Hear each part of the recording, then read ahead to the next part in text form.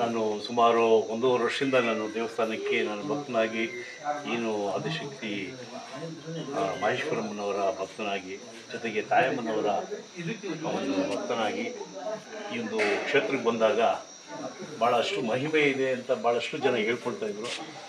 ಆಗಲಿ ನಾವು ದೇವಿ ದರ್ಶನ ಮಾಡಬೇಕು ಅಂತ ನಾನು ಸುಮಾರು 1.5 ವರ್ಷದಿಂದ ಬಂದಾಗ ನನಗೇನು ವಿಶೇಷ ಅನಿಸ್ತಿಲ್ಲ.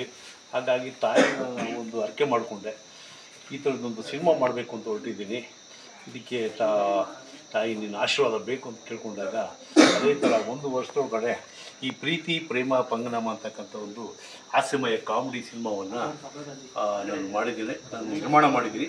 ಅದರಲ್ಲಿ ಧೀರಜ್ ಅಂತ ಈ ಹುಡುಗನ್ನೇ ಹೀರೋ ಆಗಿ ಮಾಡಿದ್ದೀನಿ. ಹಾಗಾಗಿ ತಾಯಿ ಆಶೀರ್ವಾದ ಸದಾ ಇರುತ್ತೆ. ಮತ್ತು ಮುಂದಿನ ದಿನಗಳಲ್ಲಿ ಈ ಒಂದು ಚಿತ್ರ ಭಾಳ ಯಶಸ್ವಿಯಾದರೆ ತಾಯಿಗೆ ನನ್ನದೇ ಆದ ಒಂದು ಕಾಣಿಕೆ ಕೊಡಲಿಕ್ಕೆ ನಾನು ಸಿದ್ಧರಿದ್ದೇನೆ.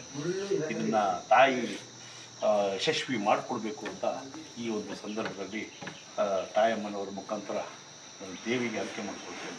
ಖಂಡಿತವಾಗ್ಲೂ ಈ ಒಂದು ಚಿತ್ರ ಏನು ಹೇಳ್ತಾ ಇದ್ದೀರಾ, ಪ್ರೀತಿ ಪ್ರೇಮ ಪಂಗನಾಮ. ಹೌದು, ಪ್ರೀತಿ ಪ್ರೇಮ ಪಂಗನಾಮ ಒಳ್ಳೆ ಯಶಸ್ಸಾಗುತ್ತೆ, ಒಳ್ಳೆ ಅಭಿವೃದ್ಧಿ ಕೂಡ ನಿಮಗೆ ತಂದುಕೊಡುತ್ತೆ.